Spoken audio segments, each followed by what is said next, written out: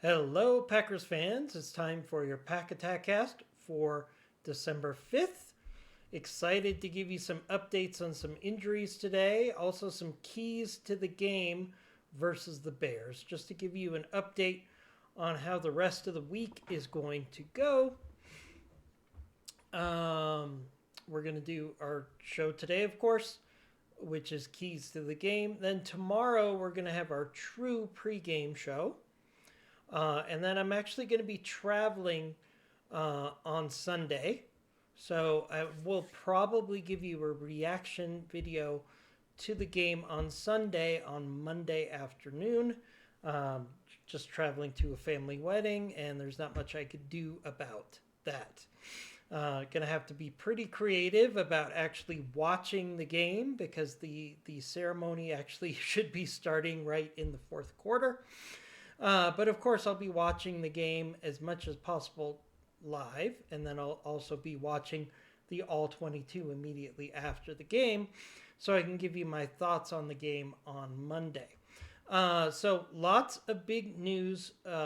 Injuries are the priority. So let's go right to our injury report for Friday, and we're going to be watching on Saturday the call-ups because a lot of people don't really understand how the call-ups work. So any call-ups from the practice squad have to be made on Saturday. There's no room on Sunday to make those call-ups.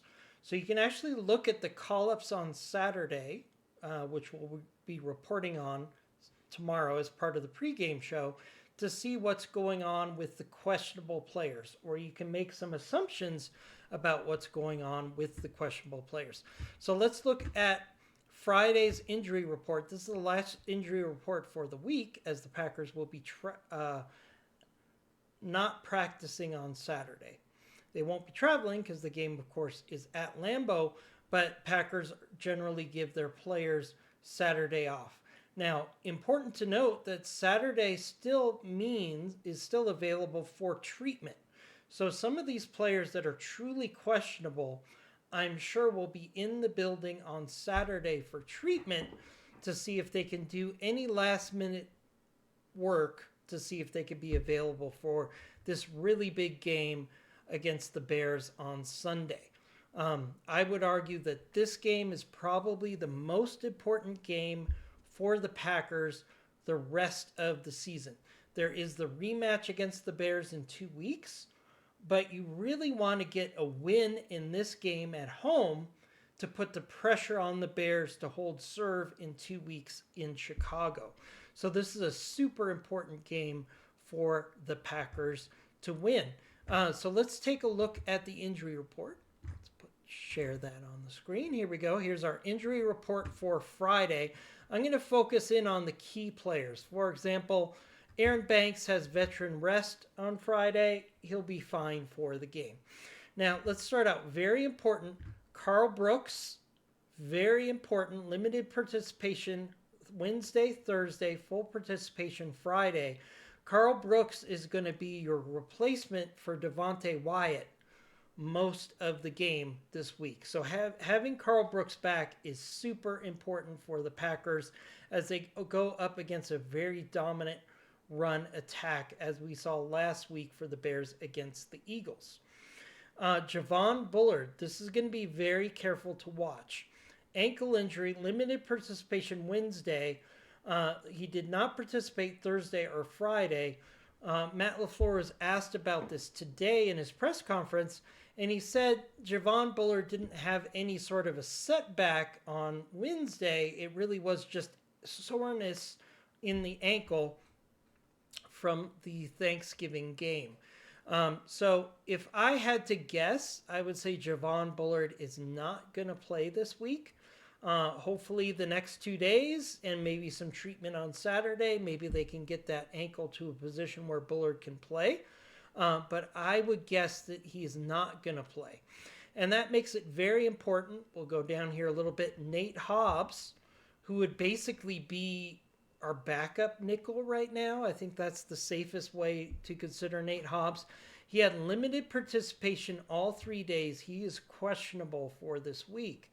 If I had to guess, if Bullard doesn't play, they'll at least make an effort to get Nate Hobbs out there in this game. This is a very important game.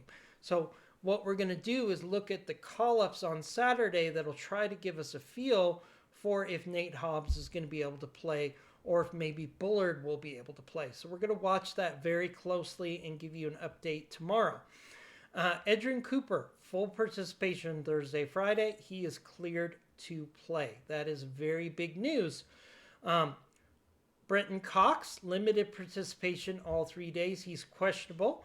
We could really use Brenton Cox as part of the rotation on Sunday at defensive tackle, so we're going to watch that very closely. Matthew Golden is questionable with a wrist. He's questionable.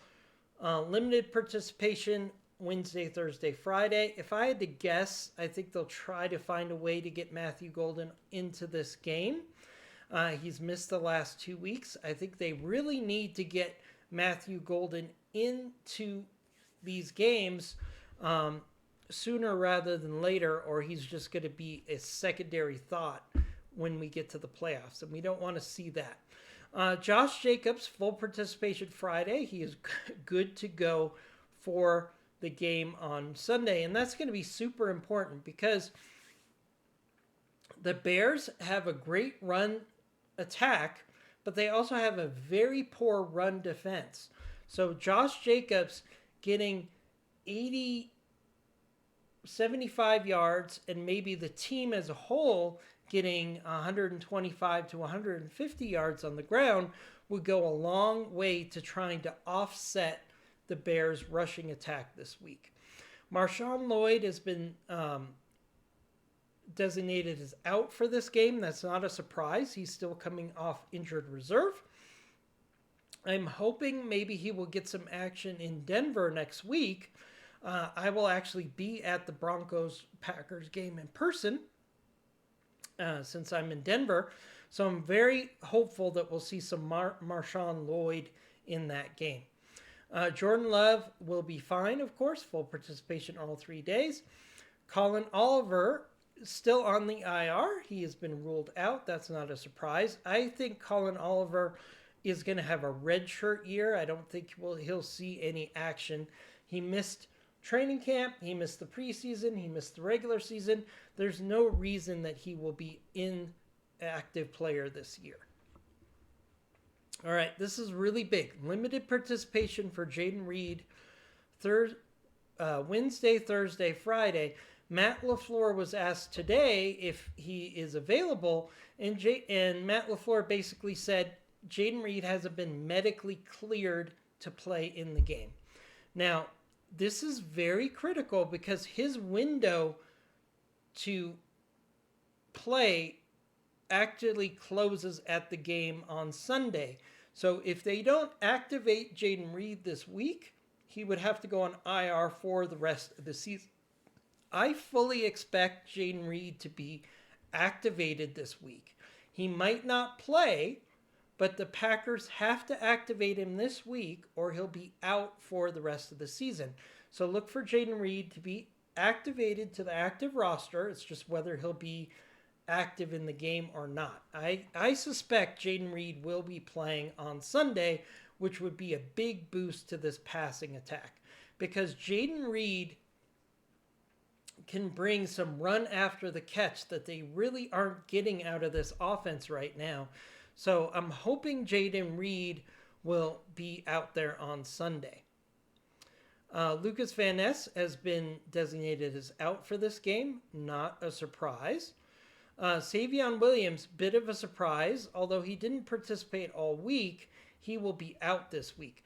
My gut feeling is Savion Williams has had a nagging injury for most of the season, and they're shutting him down this week to see if they can get him ready for the playoff run. So not a surprise. And Devontae Wyatt was put on IR today. He will be out for the rest of the season, as we know. Now for the Chicago Bears, and there is some really big news for the Chicago Bears on their injury report. Andrew Billings looks like he'll be playing.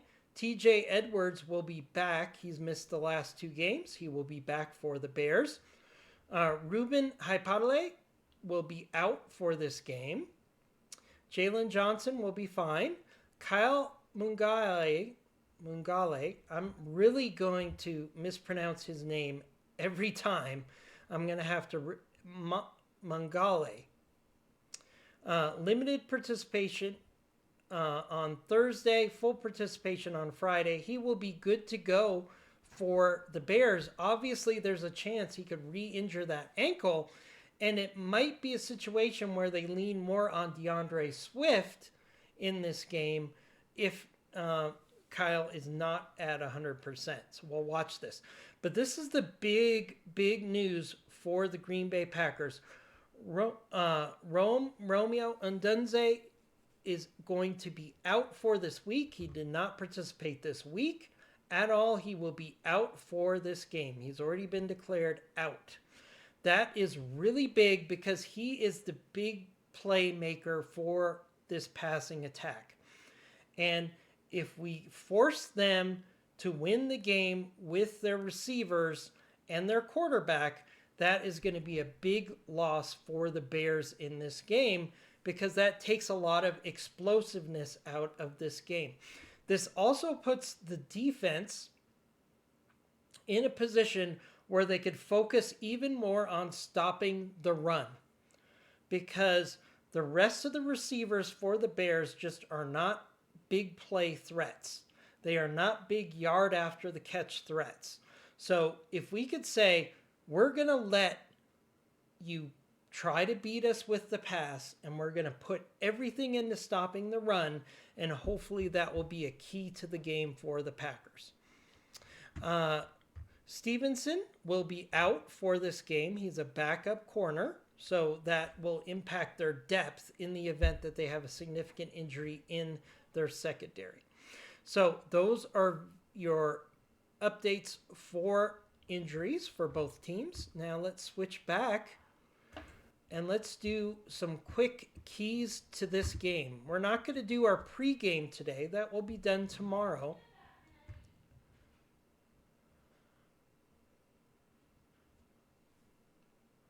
But I would really like to talk about some keys to the game for the Packers versus the Bears. Number one in this game, you would think it would be stopping the run, but no. Number one in this game is ball security. Okay? The Bears are 8-0 when forcing at least 2 takeaways and 1-3 when they don't force a takeaway. So we're going to be watching that very carefully this week. We need to watch ball security. So that has to be job number one. Now, one of the things we have as an advantage in this game is the Packers are one of the best teams at avoiding turnovers. So we really have strength versus strength in this game, and we're going to have to watch that very closely. It's not just Jordan Love, who is excellent at avoiding interceptions. It's also the running backs and the receivers, because the Bears are very good at punching the ball out when they go for a tackle. So we're going to have to make sure that the running backs and the receivers are focused on ball security over making big plays. I would rather see consistent moving of the ball than risking turnovers by not having ball security. Both your running backs and your receivers are going to have 2 hands on the ball at all times in this game, and I'm sure the Packers are going to be preaching that the whole time. The Packers are 7-0 this season when they don't commit a turnover, and the Bears are 1-3 when they don't get at least 2 takeaways. So this is really the key to the game. The Packers have the better offense overall, I believe, and they have the better quarterback. They have the better defense.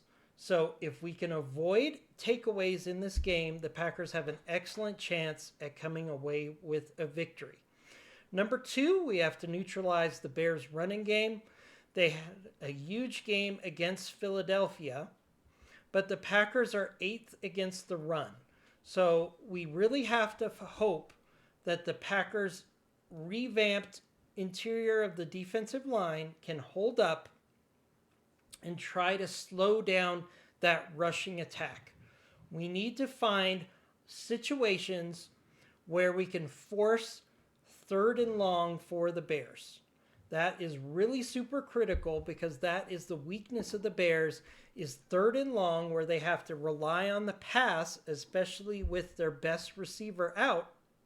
With Ndunze out, there's really a great situation where on 3rd and long, the Packers have a great opportunity to stop those long sustained drives for the Bears. The Bears are going to try to run it. They're going to have long sustained drives, and it's up to the Packers on 3rd and long to find ways to stop these long drives for the Bears.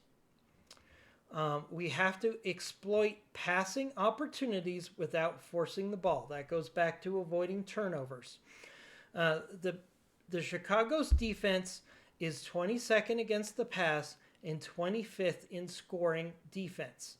So if we can avoid turnovers and we can make smart plays in the passing game and the running game and avoid turnovers, we could be very effective here. Christian Watson and hopefully Jaden Reed can be difference makers in stretching the field. Christian Watson has had a huge game this season. If Christian Watson can have 1 or 2 big plays in this game, that could be the difference. As I said, it's going to be a great battle in the trenches.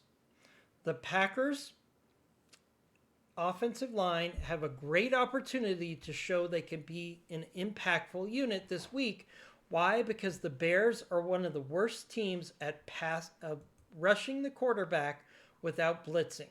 If they blitz in this game, Jordan Love will burn them. So it's up to the offensive line to hold up and protect Jordan Love and avoid forcing turnovers with bad passes. The Packers are 10th in scoring offense, and the Bears' defense struggles inside the 20. So we need to get as many touchdowns as possible to force the Bears to answer with long drives. Converting 3rd downs is an advantage for the Packers. The Packers are one of the best teams at converting 3rd downs. The Bears are one of the worst on 3rd and long where they have to throw the ball. So that's going to be a really big part of this game. So again, it's turnover battle. It's finding ways to slow down the rushing attack and forcing the Bears to throw the ball. If the Packers put the ball in Caleb Williams' hands to win the game, I think that's a situation where the Packers are going to be successful. For the Packers to win, they must play clean football, stop the Packers' rushing attack, and capitalize on defensive vulnerabilities and make big plays without turning the ball over.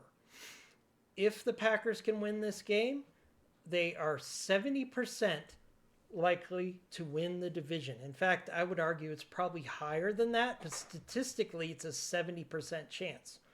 If the Packers win this week, I think it's a great opportunity to really force the Bears to match the Packers win for win down the stretch. The Bears have a much harder schedule for the rest of the season than the Packers. If they take the lead here, the Packers have a great opportunity to win the game.